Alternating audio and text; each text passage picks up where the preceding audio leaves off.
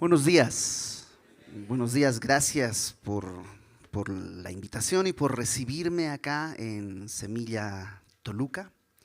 Es un privilegio, como siempre, compartir la palabra y ya teníamos un rato que hablábamos con Sergio porque ya vine en miércoles, hace un par de meses vine a enseñar en miércoles, pero no había venido en domingo, entonces me invité, le dije a Sergio me quisiera invitar y él accedió, ¿no? Tuvo el atrevimiento de acceder y aquí estoy. Y me dijo un tema libre, ¿no? Lo cual siempre es complejo porque pues, la palabra tiene muchas páginas, entonces un tema libre es demasiado abierto y, y creo que pues dije vámonos a lo básico, a entender qué es lo que dice Dios acerca del propósito de la vida, porque todos vivimos, ¿no? Querramos o no, ¿no? Ninguno de nosotros escogió nacer, nomás nos aventaron un día y aquí estamos. Pero tiene que haber algo. O sea, no es como que se apareció la vida porque sí. Tiene que haber un propósito, tiene que haber alguna dirección.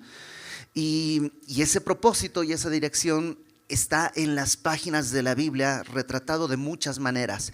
Pero una de ellas está narrada por el hombre más sabio de la tierra, que es Salomón. Así que abre tu Biblia, vamos a estar en Eclesiastés capítulo 12, pero primero vamos a orar y vamos a ver el contexto. Así que acompáñame, abre tu Biblia en Eclesiastés y vamos a orar para comenzar este tiempo. Señor, gracias porque tenemos el día de hoy la oportunidad de venir a buscar consejo en tu palabra. Sabemos que tu palabra es verdad, que tu Espíritu Santo con tu palabra, Señor, puede producir en nosotros vida. Tú puedes producir en nosotros esa obra que anhelamos para poder glorificarte. Aquí estamos, Señor. Háblanos. Tú conoces nuestras necesidades, nuestras dudas, nuestras inquietudes. Habla conforme a cada corazón, Señor. En el nombre de Jesús ponemos este tiempo en tus manos. Amén.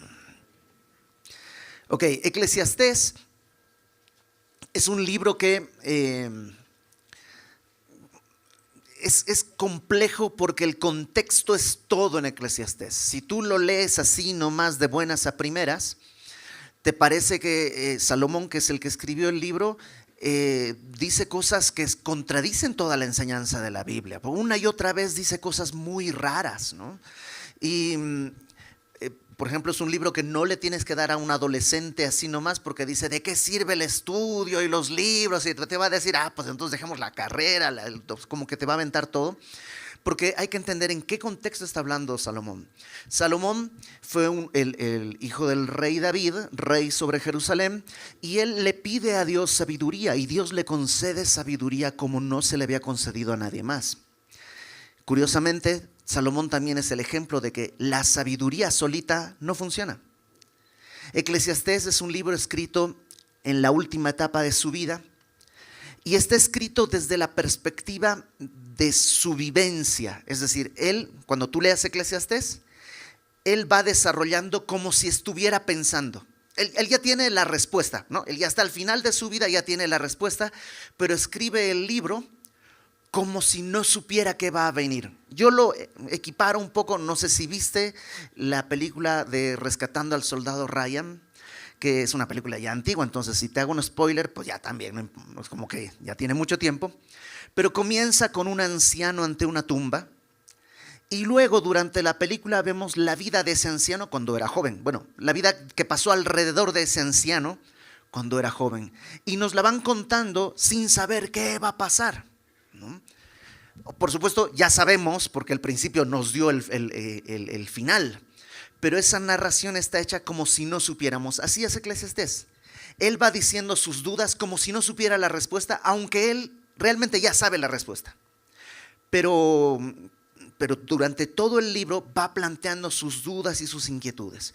Entonces, acompáñame, antes de entrar en el capítulo 12, que es la conclusión, vamos a leer desde el capítulo 1 un par de textos para entender cuáles eran las dudas. Y te darás cuenta que han pasado muchos años, ha pasado mucha agua debajo del puente, pero los problemas siguen siendo los mismos. Nuestra condición como humanidad sigue siendo la misma. Sí, Antes la gente no se angustiaba por tener un celular más caro o más rápido, pero vivía la misma angustia de muchas maneras.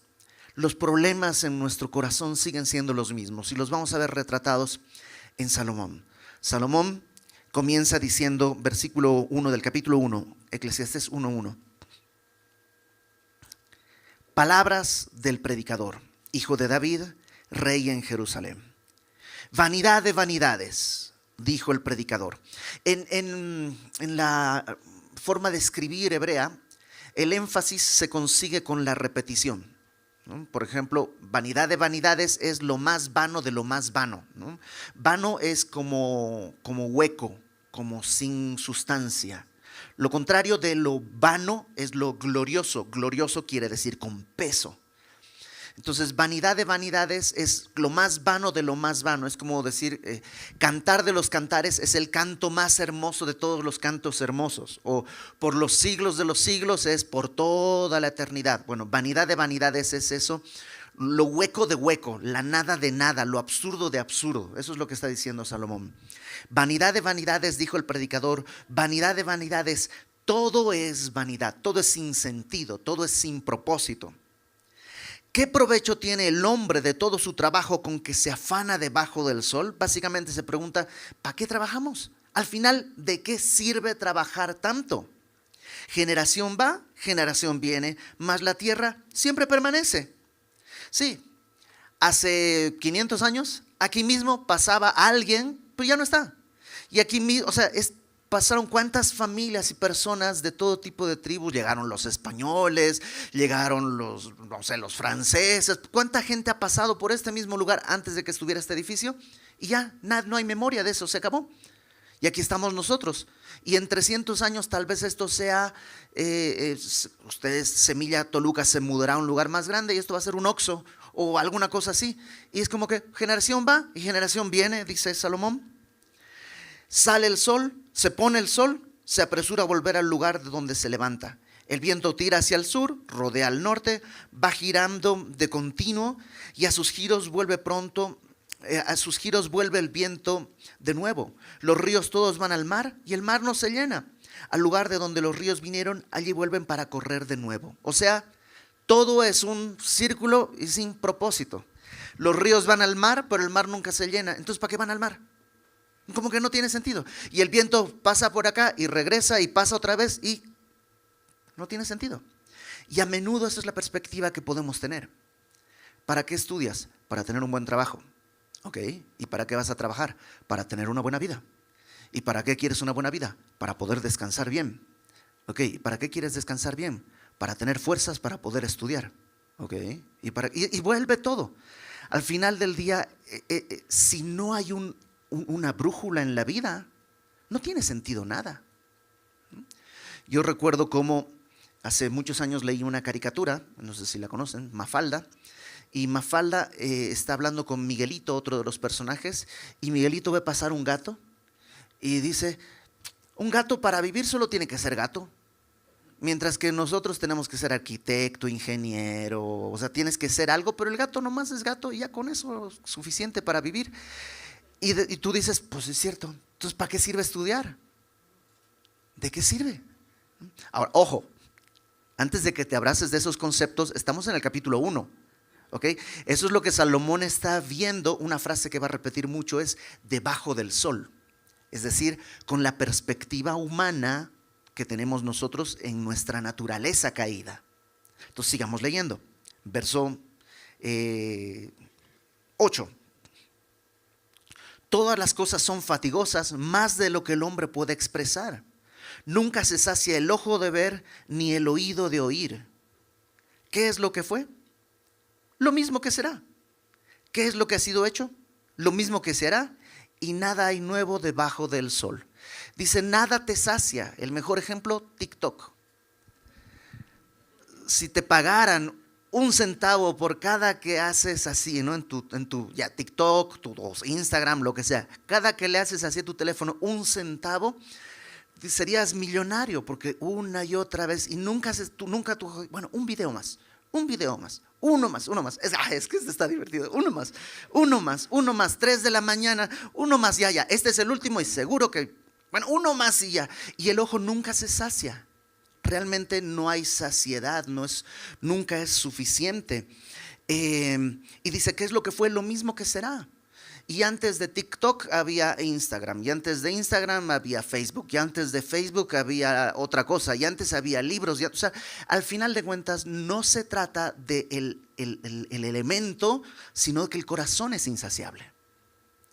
Dice Salomón, versículo 10, ¿hay algo nuevo que se puede decir, he aquí, esto es nuevo? Ya fue en los siglos que nos han precedido. No hay memoria de lo que precedió, ni tampoco de lo que sucederá habrá memoria en los que serán después. Sí, todos hemos tenido familia que ha fallecido y que amamos y estimamos, pero tal vez tus nietos ni se van a enterar de quién era. Tu abuelita, tu bisabuela, ya ni siquiera van a tener registro, ni memoria, ni estima.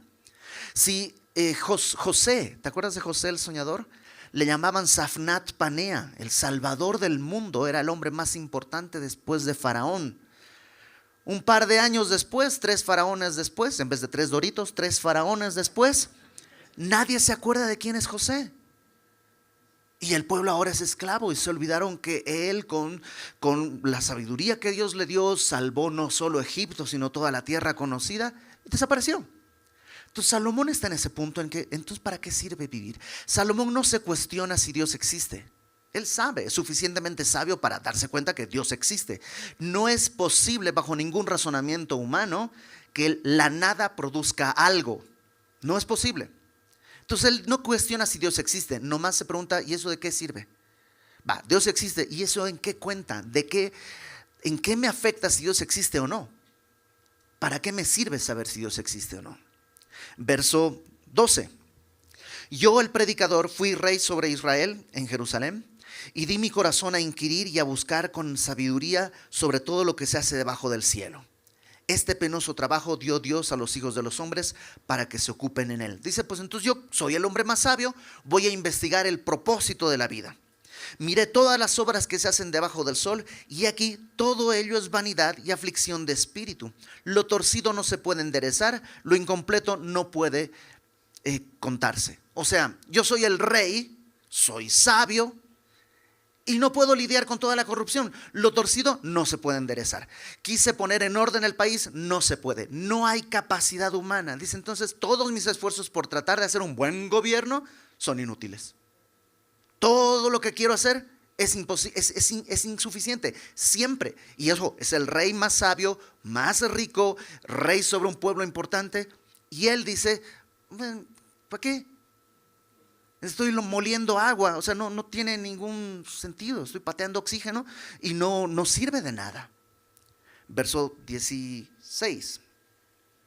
Hablé yo en mi corazón diciendo, he aquí, yo me he engrandecido y he crecido en sabiduría sobre todos los que fueron antes de mí en Jerusalén, y mi corazón ha percibido mucha sabiduría y ciencia. Y dediqué mi corazón a conocer la sabiduría y también a entender las locuras, los desvaríos. Y dice al final, conocí que aun esto era aflicción de espíritu, porque en la mucha sabiduría hay mucha molestia, y que quien añade ciencia, añade dolor. Entonces dice, pues voy a hacer algo sabio, prepararme más. Entonces si tú dices, pues el propósito de la vida es la educación, ¿no? Esta parte suena bien, entonces voy a terminar la prepa, la carrera, un posgrado, una segunda carrera, una tercera carrera, voy a ser estudioso, voy a conocer mucho. Salomón dice, ya lo hice. Y al final, ¿sabes qué pasa? Nada, sigo igual de hueco. El que añade ciencia, dice, añade angustia y dolor. Si tú estudias cine, nunca más vas a poder disfrutar una mala película. Los demás sí estamos viendo ahí Iron Man, qué divertido, qué emocionante. Y los otros dicen, es que el CGI está mal y ese encuadre está feo y el contraste. No importa, lo que añadas de conocimiento te quita capacidad de disfrute. El que añade ciencia, añade angustia, añade dolor. Tú sabes, eres infectólogo y ahora ves virus por todas partes, ¿no? Y, o sea, no pase lo que pase, hasta, es más, voy a estudiar la Biblia Claro, qué más alta tarea de estudiar la Biblia, y ahora ni siquiera puedes escuchar un sermón sin estar pensando, bueno, el mensaje expositivo, su introducción fue demasiado grande, además esa palabra. Y cuando eras ignorante de la palabra, nomás recibías y escuchabas y Dios te hablaba. Ojo, no estamos diciendo que está mal que estudies una carrera, que te profesionalices y que te esfuerces. Dios te dio esa capacidad y ese privilegio, o la palabra. Solamente que ahí no está el propósito de la vida. ¿Cómo lo sabes? Salomón ya lo vivió y él nos lo está contando. Capítulo 2. Dije yo en mi corazón, ok, ya probamos con el estudio, no funciona.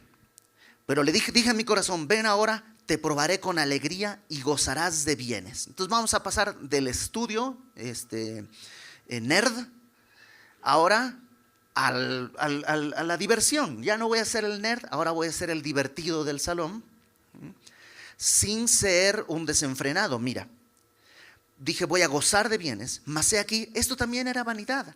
A la risa dije, enloqueces, y al placer, ¿de qué sirves?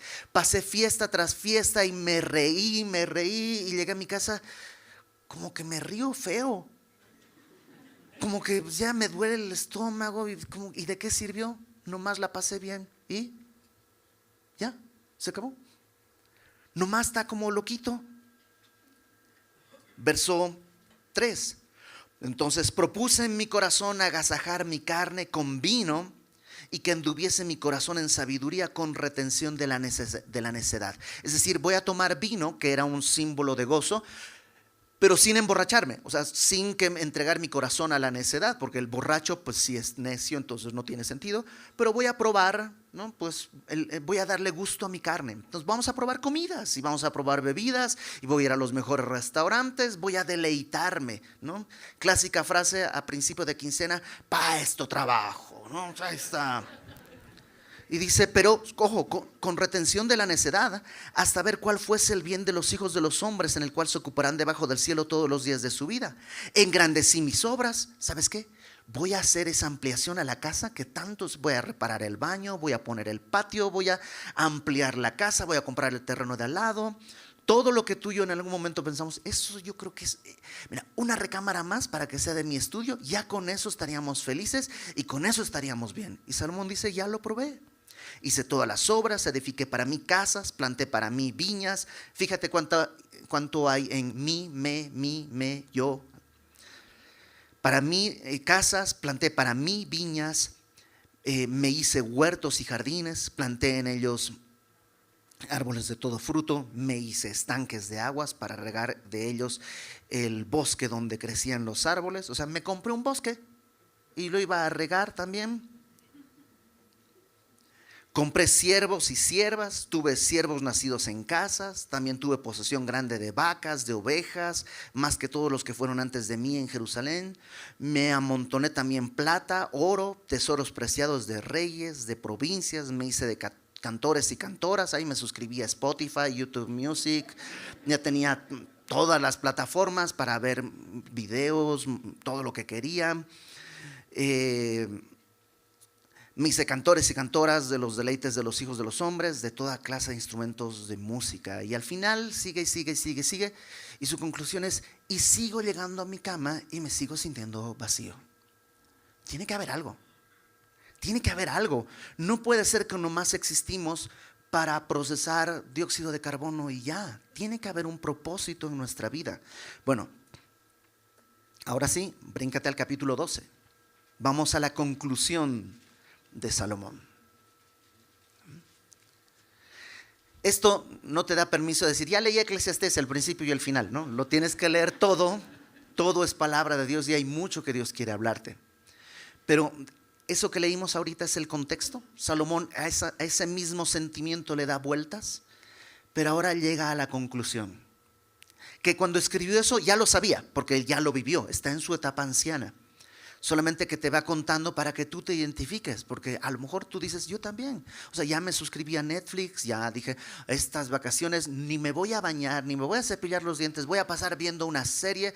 Terminas de ver toda la serie y ahora otra serie. El ojo no se sacia. Mira la conclusión. Salomón llega en el capítulo 12 a darnos algo que creo tú y yo podríamos echar ojo, y creo que no importa si eres creyente o no, creyente maduro o no, creyente de muchos años o no, creo que esto todos necesitamos recordarlo. Mira lo que dice capítulo 12, versículo 1. Acuérdate de tu Creador en los días de tu juventud. Esto en la Biblia, el acordarse, no es nomás traer algo a la memoria en el sentido, mira, me acordé de una cosa. En la Biblia, acordarse habla de tomar acción, ¿no? Sí, es como tomar acción de algo. Cuando, por ejemplo, dice que Dios se acordó de Noé después del diluvio, no es que se le había olvidado. ¡Oh, Noé! ¡Oh, es cierto, se me había olvidado! ¿Dónde está? No es eso, porque Dios no olvida. Simplemente toma acción. Entonces, cada que aparece esta frase en el Antiguo Testamento de se acordó o acuérdate, no es nomás ponlo en tu mente, sino es toma esto en acción. Y dice, acuérdate de tu Creador en los días de tu juventud, antes que vengan los días malos y lleguen los años de los cuales digas, no tengo en ellos contentamiento. Entonces, lo primero que hace es, obviamente, hablarle a los jóvenes. Y les dice, ¿sabes qué? Joven, la juventud se pasa. Y en el tiempo de juventud, lo mejor que puedes hacer es acordarte de tu Creador. Tomar en cuenta, tomar acción por tu Creador. El mundo lo que te dice es, no, mira, estás joven. Ahorita aprovecha, dale vuelo a la hilacha, disfruta tu vida. Ya después habrá tiempo para sentar la cabeza. Ese consejo no es un consejo de Dios. No sé cuál será tu caso. Yo conocí del Señor ya, pues, mayor, tenía 24 años, creo, cuando le entregué mi vida al Señor. Y digo, no era un anciano, ni mucho menos, pero ya no estaba en mi adolescencia. Ya tenía un camino recorrido en el que había hecho un montón de tropelías, ya había lastimado muchas personas. Y yo siempre digo, Señor, a los 15, si hubiera conocido del Señor a los 15. Y aún así, a los 24 vivía solo. Yo soy de Bolivia, vivía en México solo, entonces no tenía a quien presentarle cuentas, ni quien me pidiera cuentas de nada. Entonces pude servir al Señor en todo horario. Donde había estudio bíblico iba y me paraba. Hay un evento de evangelismo acá, iba, no dormía, porque tenía ese privilegio de estar solo y sin darle cuentas a nadie. Pero ese tiempo se pasó. El día de hoy, si me desvelas, al día siguiente no me paras. Porque ya el cuerpo no es lo mismo. O sea, 24 que 51 no rima igual, ¿no?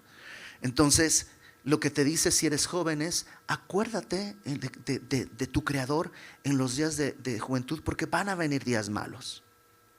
Cuando ya no habrá contentamiento. Ya tú dices, esta comida me gustaba. Sabe exactamente igual que todo lo demás. Hasta el sabor se te va pasando. Y Salomón, a partir de aquí, hace un retrato de la edad avanzada de una manera muy poética. Hay algunos eruditos que han tratado de darle un significado a cada cosa, pero creo que la manera más sencilla es simplemente verla en un sentido poético. Salomón es sabio y es además poeta. Entonces dice, antes que se oscurezca el sol y la luna, y la luz y la luna y las estrellas, y vuelvan las nubes tras la lluvia. Y obviamente está hablando de que antes de que te quedes ciego, ¿no? Yo mismo ahorita estoy batallando, estoy pensando, ¿dónde dejé mis lentes? Yo nunca usaba lentes, pero ahorita, si te das cuenta, tengo que dar un paso atrás para poder leer lo que dice, porque desde esta altura nomás son manchitas. Y dice, acuérdate antes de que tu vista empiece a traicionarte. Mi abuela, ella fue la persona que me regaló una Biblia. Yo creo que estaba pues angustiada de verme desorientado y sin tener rumbo, y me regaló una Biblia. Y me decía, ¿estás leyendo tu Biblia? Yo, sí, claro, ¿no? Pero ella leía su Biblia. Y alguna vez, hablando con una tía mía que vivía con ella, me decía mi tía, pues ya tu abuela ya ni ve, nomás está pegada hacia su Biblia. Yo creo que se la sabe de memoria, pero nomás se pone así a su Biblia, a su Biblia, a su Biblia. Y te digo una cosa, después mi abuela entró en un proceso como una demencia senil. pero leyó su Biblia hasta el último día que pudo leer su Biblia. Porque hay un día en que ya no vas a poder. Entonces dice, antes de que tus párpados se cierren, antes de que aparezcan nubes y empiecen los problemas, o de la edad, o de alguna malformación, lo que sea, aprovecha tu tiempo. Verso 3. Cuando temblarán los guardas de la casa y se encorvarán los hombres fuertes. Y está claramente hablando de tus piernas, ya no son iguales. Antes bajabas del autobús, así iba ¡pum!, corriendo y toda la cosa. Hoy ya tienes que bajarte así de a poquito. Entonces dice, va a venir ese tiempo. Y ya no puedes agacharte a servir en cosas que tenías que agacharte. Ya no funciona. Y cesarán las muelas porque han disminuido y se oscurecerán los que miran por las ventanas. Y creo que habla también eso, pues las muelas se van acabando, ¿no? Y los que miran por las ventanas, el yo interior también se va durmiendo. Verso 4, y las puertas de afuera se cerrarán por lo bajo del ruido de la muela. Yo creo que esto habla del oído, que el ruido, la muela está hablando del molino, ¿no?, que está afuera, y ya no lo escuchas. Y se cierran las puertas y ya poco a poco escuchas menos. Nosotros vemos algunas películas y cosas en la casa con mis hijos y yo tengo que decir, paren, ¿qué dijo? Porque ya de por sí no escucho bien y luego ya como que ¿quién es ese? Papá es Iron Man. ¿Cómo sabes? Pues tiene el traje de Iron Man. ¿No? Pero ya me es más confuso todo, ¿no? Cuando se levantará a la voz del ave y todas las hijas del canto serán abatidas. Ya no vas a escuchar el canto que te gustaba escuchar, ya se hace cada vez más lejano. Cuando también temerán de lo que es alto y habrá terrores en el camino. Claro, ya no te dejan salir porque se va a caer y si se cae se rompe la cadera y ya no puedes salir ni siquiera. Voy a ir a la iglesia, espérate, me tienen que llevar. Y viene el tiempo ese para todos, ¿no? Y florecerá el almendro florece blanco, ¿no? Y obviamente habla de cuando empiezas ya a peinar canas, ¿no? Y la langosta será una carga. La langosta es un animal que salta, la langosta no es del mar, sino como un chapulín. Entonces dice, pues ya, la langosta ya ni va a saltar, nomás ahí se mueve. Y tú tampoco, un día vas a dejar de saltar y correr. ¿Te acuerdas cuando te levantabas así, frum? Pero ahora tienes que hacerle así como para poder pararte, porque si no ya no alcanzas. Bueno, dice, hay un tiempo en que será eso. Se perderá el apetito porque el hombre va a su morada eterna, porque ya viene el tiempo de entregar las manos y los ojos al Señor que nos prestó la vida. Y los endechadores andarán alrededor por las calles. Los endechadores era una especie de profesión que había, eran como llorones profesionales en aquella cultura. Cuando alguien fallecía, contratabas gente para que esté llorando de manera muy escandalosa para expresar el dolor. Y el día de hoy no se hace así, pero por ejemplo, ahora yo cuando voy al banco se me acerca siempre alguien y me dice, oiga, ¿ya tiene usted su plan para el retiro? Ya sé, ya me pueden compensar mi jubilación o qué. Bueno, pues yo creo que usted ya estaría, como que debería considerarlo, ¿no? O cuando vas por la calle y te dicen, mire, tenemos unos planes funerarios, usted no quisiera dejar a su familia con un conflicto. Ok, ya los endechadores están en la calle, ya eres público objetivo, ¿no? Y aquí se pone la poesía mucho más bonita, mira. Antes que la cadena de plata se quiebre y se rompa el cuenco de oro. Las lámparas eran como un cuenco con aceite. Un cuenco es como una especie de platito, ¿no?, con aceite, y ahí se ponía la lámpara y con unas cadenitas. Pero de tanto uso, ¿no?, se apaga la luz porque se rompe el cuenco, se tira el aceite, y es una obvia metáfora de la vida. Se rompa tu vida y ya no hay luz y se acabe todo. Entonces, antes de que la cadena de plata se quiebre y se rompa el cuenco de oro. Y otra metáfora pone aquí, y el cántaro se quiebre junto a la fuente y la rueda sea rota sobre el pozo. Está pensando en un pozo de un aljibe, no sé cómo se llama aquí, es un pozo, ¿no? Que ya la rueda se usa para bajar el pozo ya está rota, la cuerda está rota, ya no se puede sacar agua. Y pone estas dos imágenes porque es una realidad. En algún momento, y qué bonito, ¿no? La vida la retrata como un cuenco de oro. No es de plástico, barato, no. Tu vida es valiosa para Dios. Es un cuenco de oro, pero se va a romper. Antes de que la fuente también, el cántaro se quiebre junto a la fuente y la rueda sea rota sobre el pozo. Y el polvo vuelva a la tierra como era, y el espíritu vuelva a Dios que lo dio. Y dice, vanidad de vanidades, dijo el predicador, todo es vanidad. Porque la vida es, sí, en un instante. Yo, sin darme cuenta, llegué a México en el 99, 15 minutos después han pasado 28 años casi. Yo tengo más tiempo viviendo en México que el tiempo que viví en mi país. Esto es una locura. ¿En qué momento pasó eso? Yo todavía digo, no, es que soy extranjero, no sé las costumbres de México. Pero es que no me di cuenta. Entonces, jóvenes, Salomón lo está diciendo como un hombre sabio. Y esto es una realidad que tú y yo vamos a enfrentar. Ya me puse entre los jóvenes, ¿no? Que tú vas a enfrentar el envejecimiento y tienes la mejor etapa de tu vida.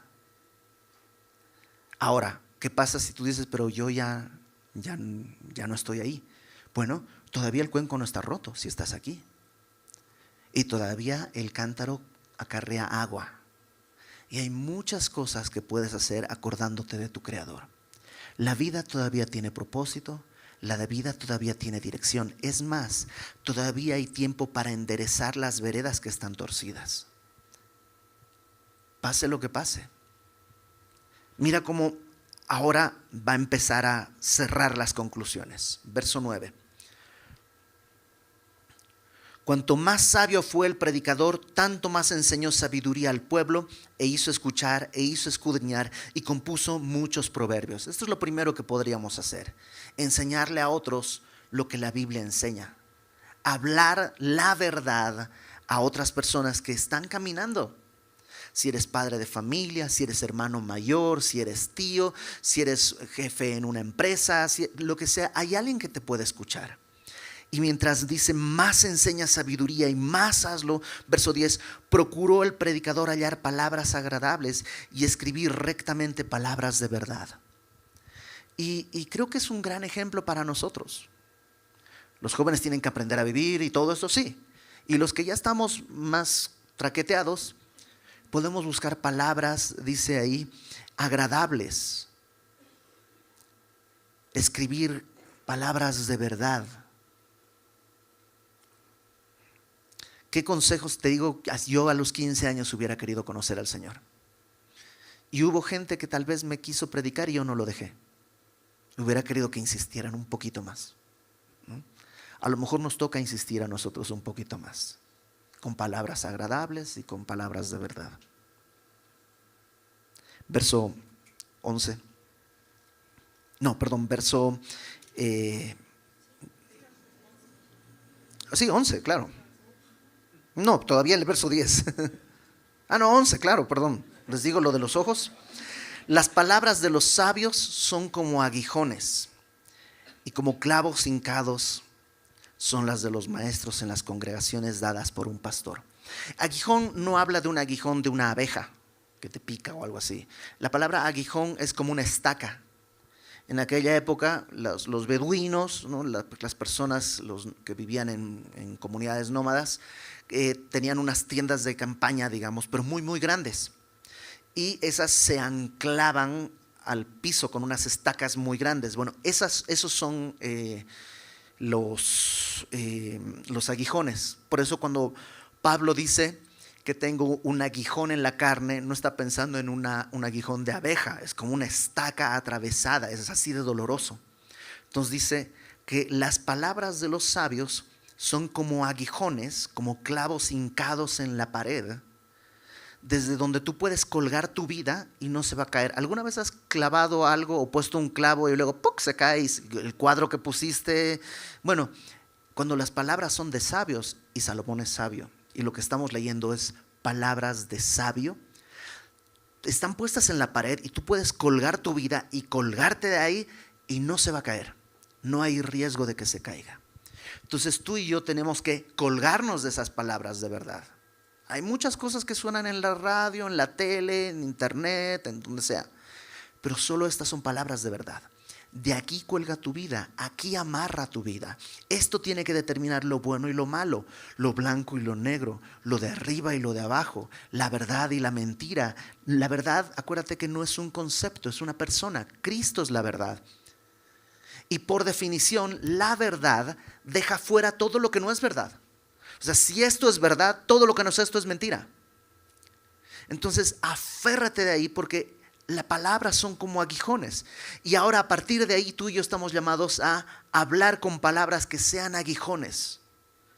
Que sean cuestiones de las que nuestros hijos, nuestros amigos, las personas alrededor puedan escuchar y colgar sus vidas de ahí, sabiendo que no se van a caer, no porque es nuestra sabiduría o nuestra opinión, sino porque son palabras de verdad, de la palabra.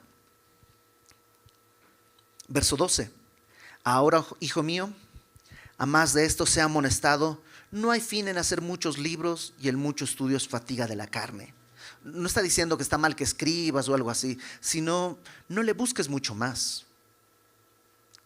Los libros de autoayuda, que creo que ya pasaron de moda, pero en una época eran tan famosos, los libros de autoayuda tienen dos problemas. El primero, que por supuesto no es de autoayuda porque te lo tiene que decir otro, entonces ya no es autoayuda, es ayuda de alguien para ti. Número dos, que nunca funcionan del todo, porque si funcionaran con uno que leas, ya. Pero ¿qué pasa? Lee la gente uno y termina de leer y dice, wow, estoy muy animado, ya me desanimé, necesito otro, ¿no? O otro libro, ahora es otro. Y ahora estoy muy animado, claro, este libro es maravilloso, ya me desanimé, necesito otro. Y así se van. ¿Por qué? Porque no hay saciedad en el ojo y eso no es agua verdadera. Esa agua es como el agua del pozo que Jesús le decía a la mujer, el que beba de esa agua volverá a tener sed. Pero el que beba del agua que yo le daré, Juan capítulo 4, no tendrá sed jamás. Y la palabra es esa agua. Llegar a la palabra y decir, ok, aquí es, no necesito más Biblias, no necesito descargar una actualización.